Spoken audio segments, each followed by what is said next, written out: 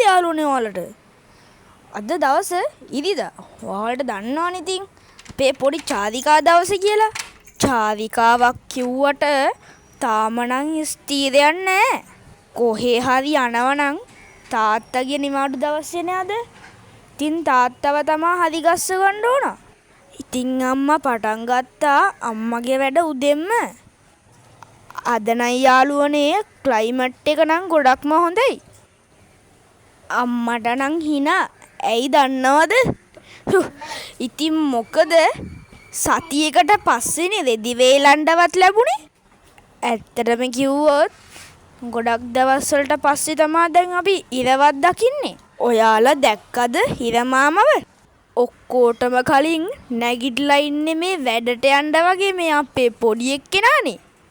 පොඩි කාලේ එහෙම තමයි. මොකද ඉස්කෝලේ යන දවස්වල තමයි අම්මගේ එලාම් එක.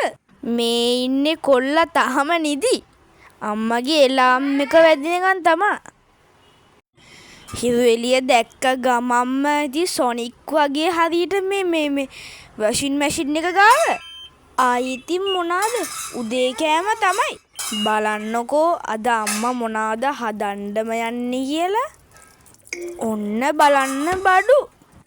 ඇත්තටම කියනවා නම් යාළුවනේ මම නම් මේ කෑමට වැඩි කැමතිම නෑ. ඒත් අම්මා මෙව්ව හදන්නේ නිවාඩු දවස්වලට. ඇයි දන්නවද? ඉස්කෝල දවස්වලට මෙව්ව හැදුවනම් තිබ්බ විදියට මරන් එනවනේ ඉතින් අපි. ඒ හින්දා තමයි නිවාඩු දවස්වල මේ වගේ කෑම හදන්නේ. මොකද අම්මා ළඟ ඉඳන්ම ගහලා කණ්ඩ කියනවනේ. අම්මලා එහෙම තමයි ළමයින්ට පෝෂදායි කෑමනේ දෙන්න හදන්නේ ඉතින්. ඒක ඉතින් අපි වගේ ළමයි තේරුම් ගන්න චුට්ටක් කල් යනවා. ඔන්න බලන්න මගේ මූණයි අම්මගේ කෝටුවයි. හරි අම්මේ මං කනවා. හරි අම්මේ මං කනවා. ඉතින් එහෙම කියලම මං කොහොම හරි ඉවරයක්. දැන් අපි ලෑස්ති වෙලා ඉන්නේ කොහේ යන්නද කියලා ඔයාලා දන්නවද? එකපාරටම අපේ අම්මා කිව්වනේ එයාගේ අම්මව එයාට මතක් වෙනවා කියලා. මටයි තාත්තටයි අම්මගේ ප්ලෑන් එක නම් තේරුණා. හරි අපි යමුකෝ අම්මලා බලන්න කියලා තාත්තා කිව්වා. ඔන්න අපි යනවා අපේ ආච්චිලාගේ ගමට.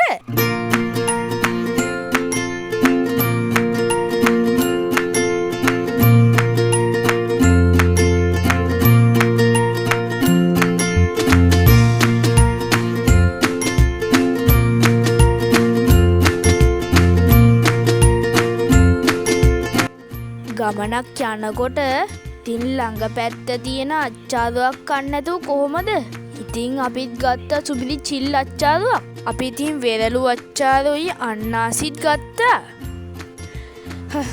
අම්මා ඉතින් ගන්න එපා කියලා කිව්වා. ඔව්ව බඩට හොඳ නෑ කියලාත් කිව්වා. ඉතින් මොකද ඕක ගොඩක්ම ඉවර කරේ අම්මා. ඔන්න අපේ ආච්චිගේ ගමට ලං වුණා.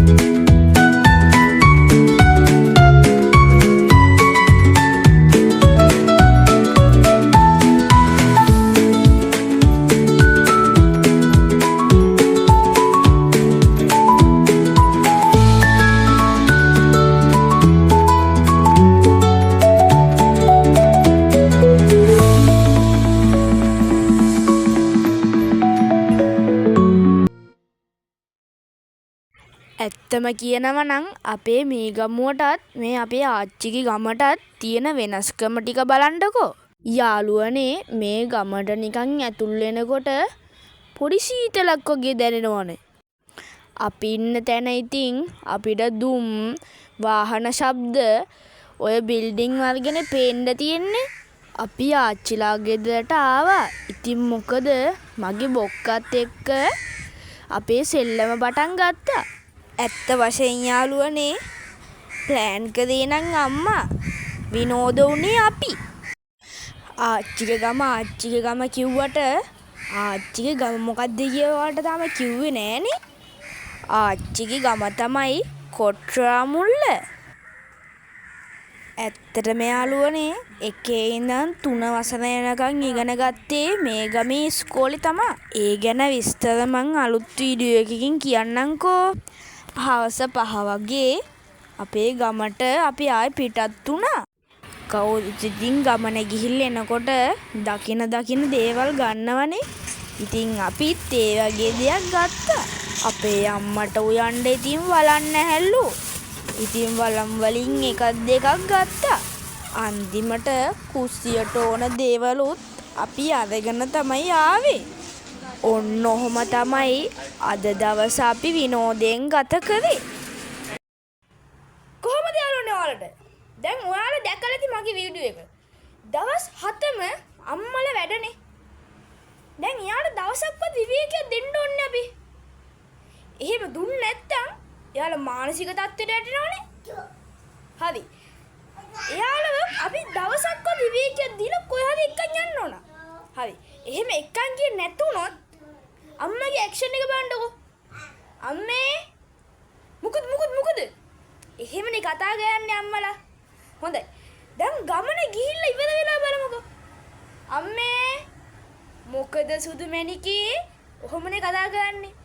ඕකට තමයි මානසික තත්ත්වය.